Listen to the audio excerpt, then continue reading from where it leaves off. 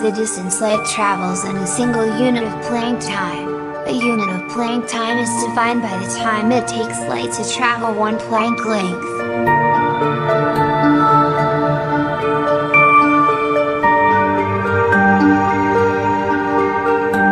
Quantum foam. The rules of general relativity say that mass warps the canvas of space-time. You can imagine it like a ball resting on a sheet of stretchy fabric, but general relativity likes things to be extra.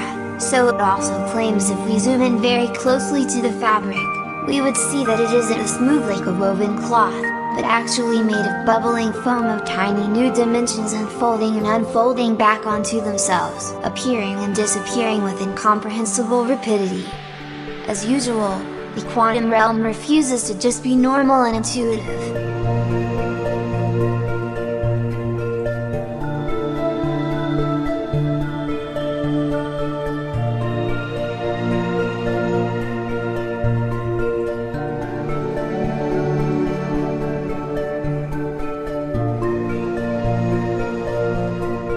The Omg particle needs to get a grip.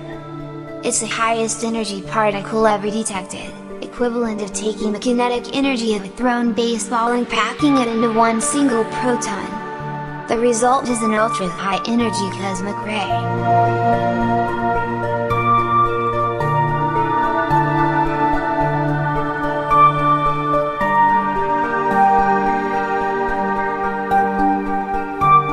Neutrinos are the smallest and lightest fundamental particle, and the most energetic neutrinos are the tiniest. Take another particle, the proton. As a reference, a proton compares to a grain of sand like a grain of sand compares to the sun. So how small is a neutrino? If the smallest neutrino were a basketball, a proton will be the size of the moon.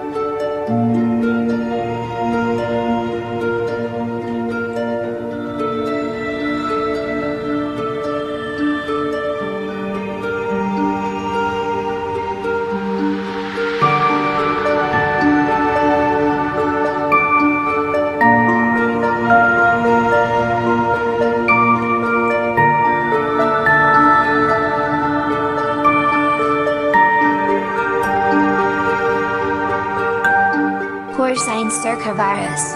Among DNA viruses that infect mammals, circoviruses are the smallest we know of. Their single strand of genes is the true minimalist stream. It is solely designed to copy and package their DNA, nothing else.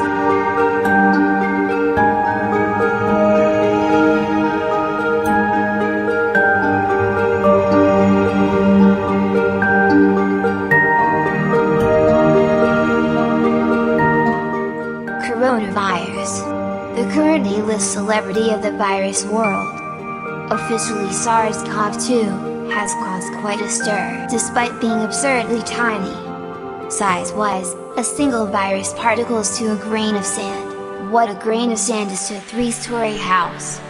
Put another way, if the virus were the size of a grain of sand, a human would be 18 km tall enough that airplanes at full height would hit them somewhere in the torso. Amazing how much damage tiny grain of sand can do to a world of giants that big.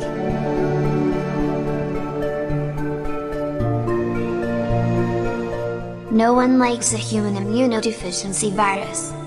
When it infects humans, for example via sexual transmission, it damages vital cells in the immune system until the deterioration leaves the person with acquired immunodeficiency syndrome, aka AIDS.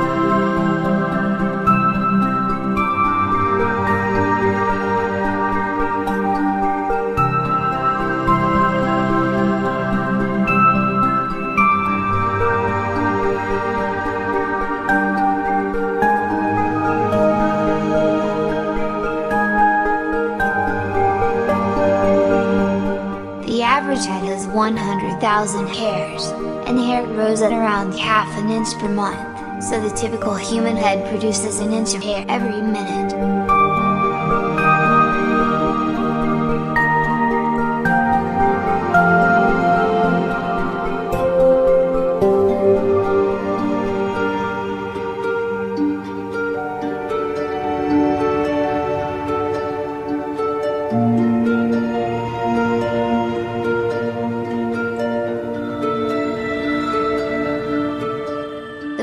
The Y-stick figure, created in 1986, when its inventor, Tim turned 5.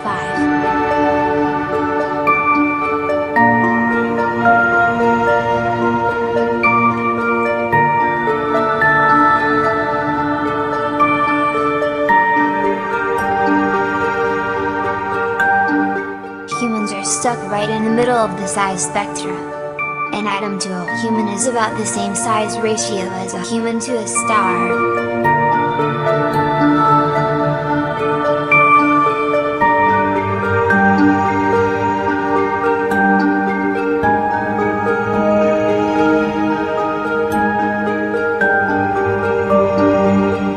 If the colossal squid stared you down, you'd get the hell away.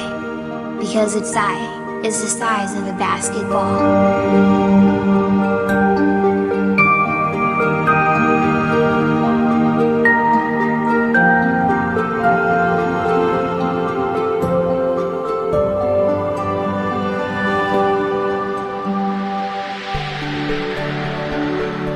The Japanese spider crab, essentially a gigantic fierce spider, is not something anyone needs in their life. You can get back at them by eating them, since they are considered a delicacy in Japan.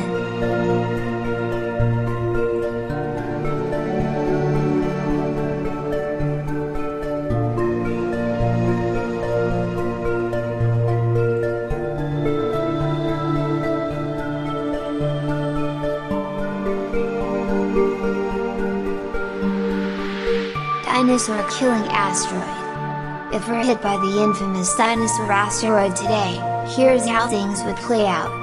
Right before the collision, the impact area would experience a searing wave of heat 10 times hotter than the surface of the sun. As the asteroid, racing down from the sky at 100 times the speed of a bullet, compressed the air beneath it. Then a nearly instantaneous shockwave would ripple outwards, flattening everything for hundreds of miles in every direction. At that point, with the force of over 1 billion Hiroshima bombs, the blast would send 1,000 cubic kilometers of rock from the asteroid and the impact site splashing upwards into space, creating a wall of black higher than the clouds in front of anyone in that part of the world. When all this rock rains back down through the atmosphere, it would turn into thousands of huge fireballs, which would set cities and forests on fire, all over the Earth. Soon, the entire Earth would be blazing hot, a chain of earthquakes would be set off, volcanoes all over would erupt, and unthinkably large tsunamis would pummel every coast. This would be followed up by a worldwide cloud of dust that would rise up and block the sun for months and maybe years, cooling the Earth considerably, and the climate wouldn't be back to the way it is now for over 1,000 years. All this from being hit by something that, if the Earth were the size of a 3-story mansion, would be the size of a pea.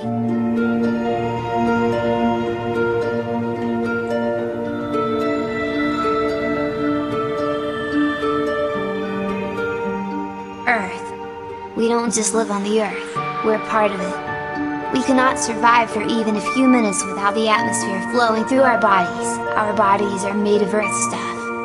We eat and drink Earth stuff, and when we die, our bodies go back into the ecosystem as more Earth stuff. Our skin is just right for the temperature and radiation levels, the air composition is exactly what our blood can process, and our skeletons are finely tuned to the Earth's gravity.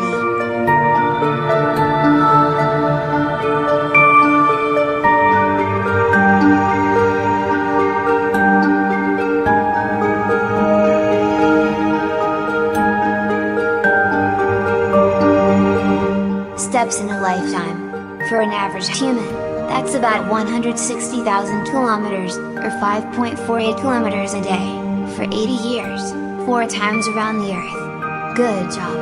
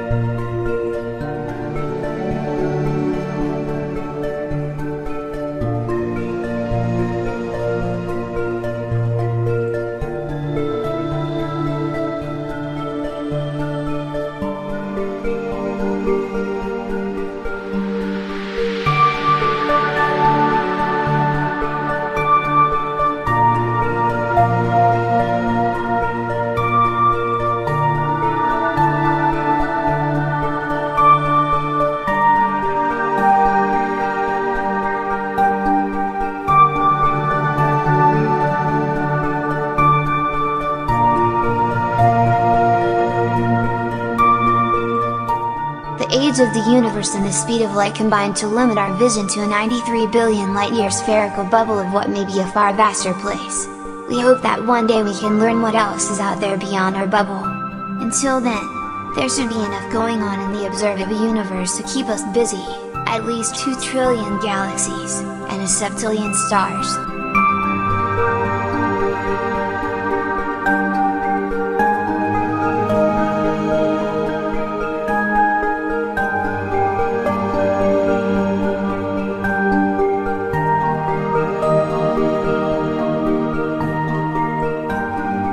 Hello there, my name is Justin.